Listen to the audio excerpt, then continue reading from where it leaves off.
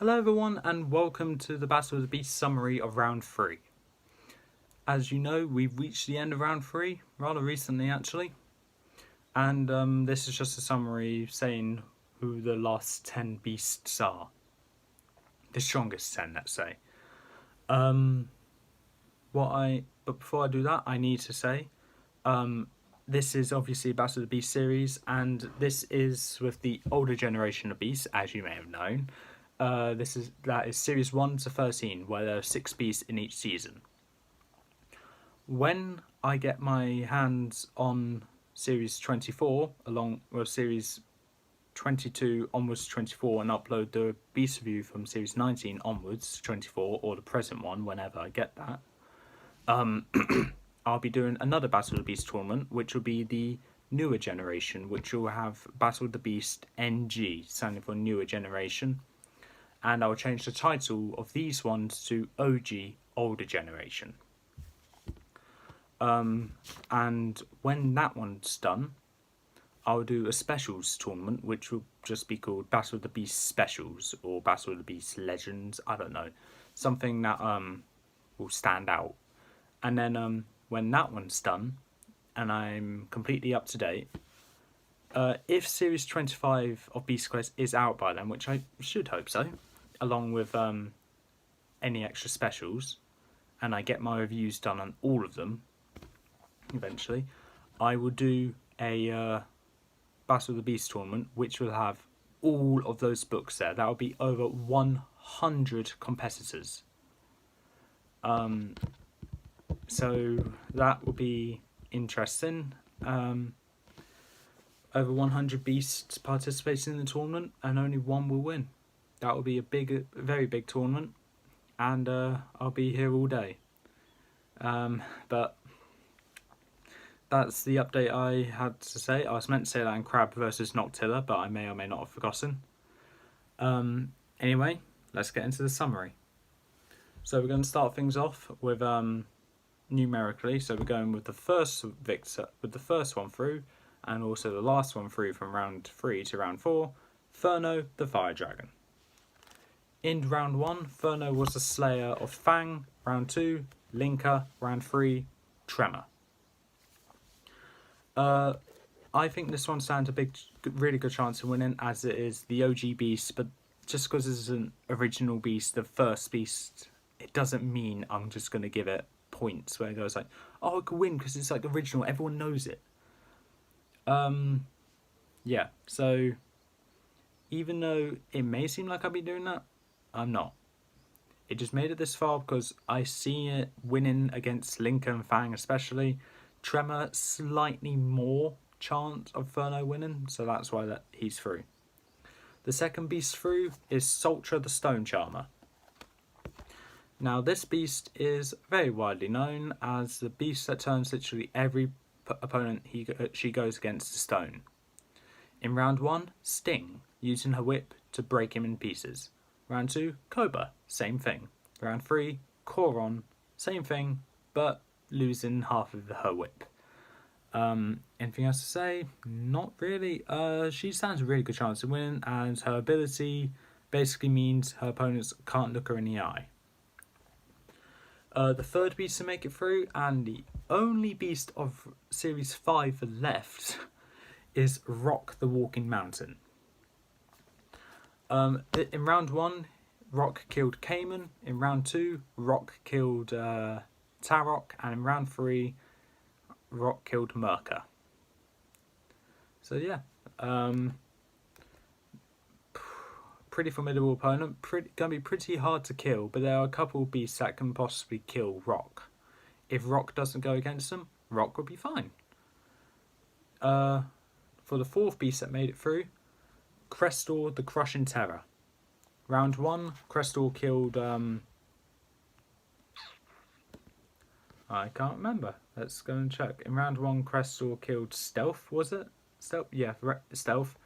Round 2, Crestor was the slayer of Komodo.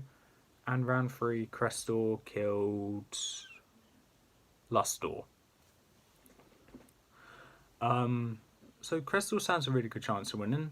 His biggest weapon is not only his acid coming from his spikes, but also his head being used as a hammer or something, just hit his opponents and knock them to the side, which I think is a very useful ability, which can cause him to win the entire tournament. Halfway through, the fifth beast to make it through is Enoch the Lightning Horror. This beast is one of the surprising beasts to actually make it through, in my opinion, because actually, yeah. What the hell? Are you hearing that? Oh my god. So that's why I don't like recording with my parents at home, because they have no sense of courtesy. Anyway, in Season 1, Enoch was the slayer... No, Season 1, in Round 1, Enoch was the slayer of... I don't know, I can't find it either. Round 1, Enoch killed Israelia. Round 2, Enoch killed Zephyr. And round 3, Enoch killed Tusk. So thank you, Enoch, for getting rid of one very bad beast, one mediocre beast, and one okay beast. Enoch, I highly doubt will make it through to round 5, but for all we know, she might if she gets a good matchup. If Enoch does end up going against Balisk, I do need to say that Enoch would not get her lightning powers, but with any other beast, probably with the exception of Noctilla or Carnivora, she may not. She may get her lightning powers. I need to think about that. But that's only if the matchup happens, and Enoch won't be going against Carnivora, because I've made it a rule that if a beast ends up going against a beast also from their series, they won't be fighting each other. Just ignore round 1 and one battle in round 2. Anyway, the 6th beast to make it through is my personal favourite to win, Carnivora the Winged Scavenger. Round 1, she killed Brutus. Round 2, it was Vespic, and round 3, Hawkeye. 3 very strong beasts, and Hawkeye is very aggressive in round 3. The reason why I think Carnivora can win is because she has a wider range of abilities, and to add along the fact she can fly and get out most of the opponent's attacks. Looking at it, I think her flying ability may not come in handy anymore, because all the other beasts can either shoot a beam that can hit her or can also fly. So Carnivora's flying ability may not help anymore, but depending who her opponent is, she may be fine, she may not be. The 7th beast that we're talking about is the last beast remaining from Series 8, and that's Balisk the Water Snake. This beast in round 1 was the slayer of Solak, round 2 slayer of... I should know this. Naga, and round 3 killer of Hellion. So thank you, Balisk, you killed Hellion. Pretty obvious that one was going to win. Balisk is definitely, I said this before, I say it again, Balisk is definitely the most underrated beast here, and I think deserves to make it this far. I'm glad he's the last beast of Series 8 remaining. Series 9, the only beast remaining is Torpix the Twisting Serpent. Slayer in round 1 of Skuric, round 2 Slayer of Tagus, and round 3 Madara. So yeah, don't need to see you anymore. But anything bad to say about Torpix? No, like I really hate to say it because I absolutely love Torpix. I need to say that God, that's so annoying. The only bad thing I need to say about Torpix is that even though it does have a scaly armour, I don't think that will help it with most of his opponents, his competition. We're down to the last 2 remaining. We got Noctilla, the Death Owl, probably the most surprising beast to make it through in my opinion. But anyway, Noctilla's first opponent was Torno. Round 2, her opponent was I should know this. Vigrash, I think. Was it Vigrash? Yep. And round 3, it was Crap. I personally think she won't make it into the next round, but she might. She might not. She might be surprising. Anyway, yeah. I don't think she'll make it through to the next round, as there are many other beasts that deserve to make it through. The only one that she probably deserves to make it through more than is Enoch, but I don't think she'll be Enoch. And now we're down to the last beast remaining, and the beast which lots of people hate me for making them win, for who he killed. Serpio, the Slithering Shadow, is the last beast in round 4.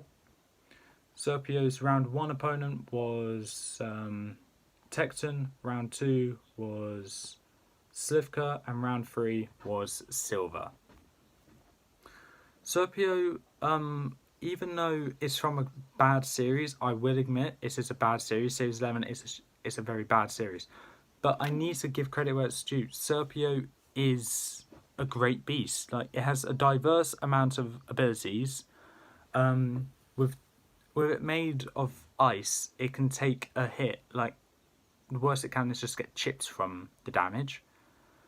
It has a strong bite. It can fly. It can shoot beams from its eye and tail, and it can use the arena against them. And also, since it's Serpentine, it has the height advantage most of the time and is very agile.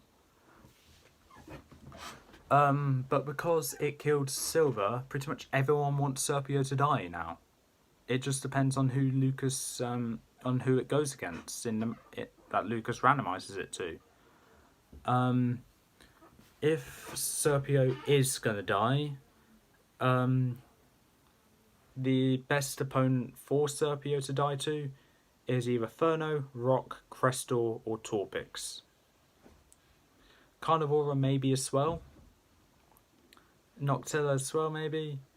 Sultra, I guess, maybe. Rock, probably. I think I already said that though. Enoch, maybe not. And Balisk, maybe not. So the majority of the beasts remaining can actually kill Serpio. But it just depends who Serpio ends up going against. Anyway, from a text I got from Lucas shortly after the Silver versus Serpio, he said, "Next round you better have Serpio die in a pool of blood." Or, hold on, sorry. Have the battle end with Serpio covered in blood or crimson. Okay. I said, yeah, okay. Depends what his matchup is. Anything else to say? No, Serpio, I don't think will be making it through to the next round. But anyway, now there are going to be no more Battle of the Beast episode until Lucas gives me the matchup and I have the time to do it. But with that being said, that's all for this time. If you like what you saw or heard, leave a like, leave a comment, don't forget to subscribe, press that notification bell down the corner below. Series 3 is finally eliminated from this tournament, thankfully, and I'll see you next time.